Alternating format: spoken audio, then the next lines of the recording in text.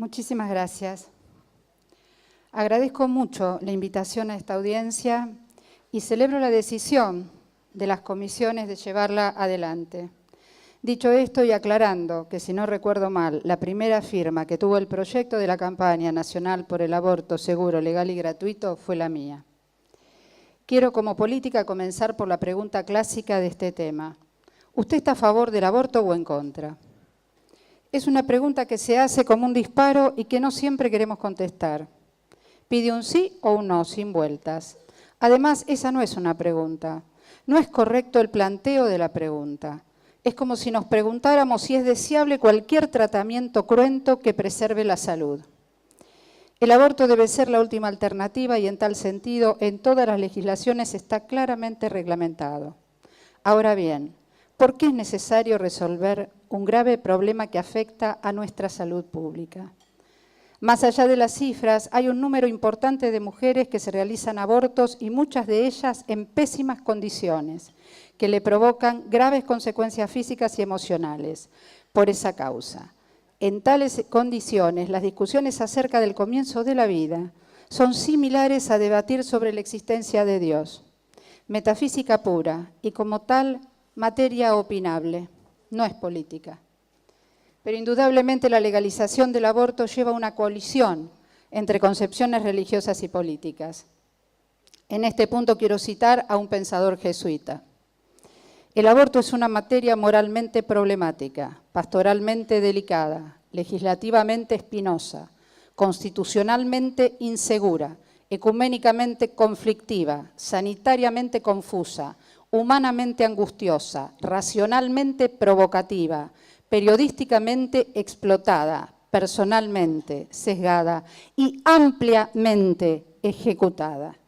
Quiero que nos quedemos con este reconocimiento. Las mujeres abortamos desde el origen de los tiempos hasta hace un minuto. Las mujeres abortamos. Hay muchos ejemplos históricos, si me los quieren preguntar después no tengo problema. Y efectivamente, cuando se decide abortar, se hace. Esto es ampliamente ejecutado. Quiero mencionar dos hechos que tienen que ver con estas situaciones. Hace un tiempo vi un programa en donde se intentaba justificar posiciones por el sí y por el no, un buen programa con argumentos muy sesudos de ambas partes, y en una segunda parte había mujeres que habían abortado. En un momento se le da la palabra a una de ellas y esta mujer lo primero que dice es: no entiendo de lo que están hablando.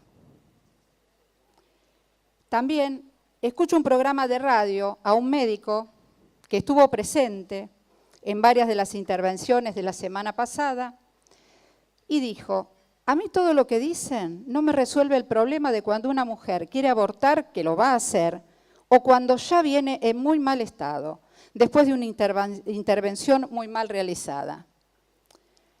¿Por qué comento estas dos situaciones? Porque como políticos tenemos que saber que a las personas que directamente afectamos con nuestro voto, por un lado, una gran mayoría no comprende nuestro debate. Y los otros implicados en esta acción nos dicen que ellos comprenden, pero que así las cosas no les resolvemos nada. Cuánta frustración, en verdad, pero no hay peor error que insistir en el mismo error. Queriendo superar escollos y viendo lo que nos une, estoy convencida que la ley de la campaña nacional por el aborto seguro, legal y gratuito es la mejor herramienta antiaborto que existe y que se planteó en la República Argentina. Y a los hechos me remito. La revista científica The Lancet, las estadísticas que mostraron sobre Uruguay realmente tienen una lectura pésima que también después puedo aclarar. La revista científica The Lancet, en un artículo publicado en septiembre de 2017, señala que el aborto en el mundo ha disminuido los últimos años y se estima que la legalización de la práctica ha sido el factor que más ha contribuido y que los países con aborto penalizado son los que más presentan las altas tasas de aborto.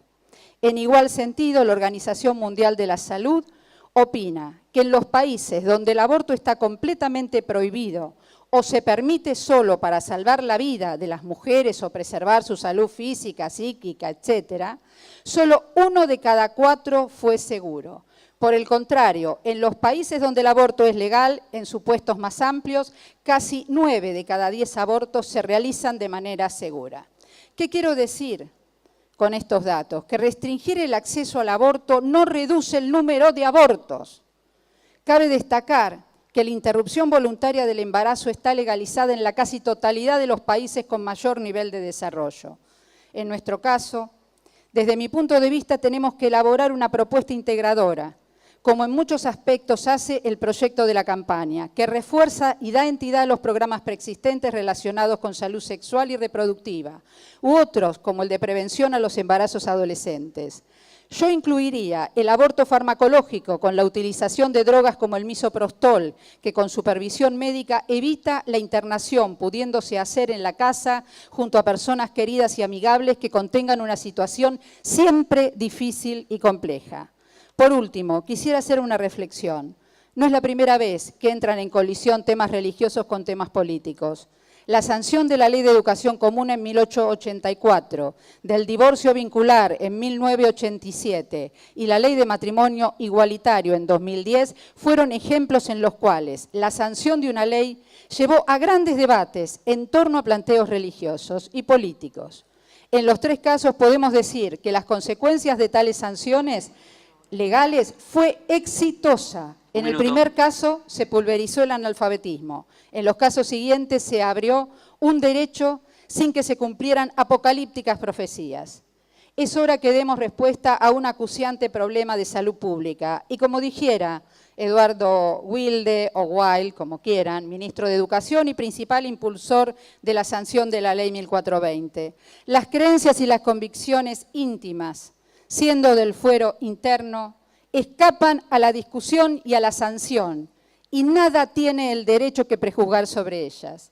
En tal sentido, creo que así como el Estado no tiene derecho a imponer acciones que violenten las creencias religiosas de las personas, tampoco debe actuar en sentido contrario. Abramos una puerta más. No va a haber más abortos, todo lo contrario. Las mujeres con educación vamos a poder tener una decisión diferente. Muchísimas gracias a todos y todas.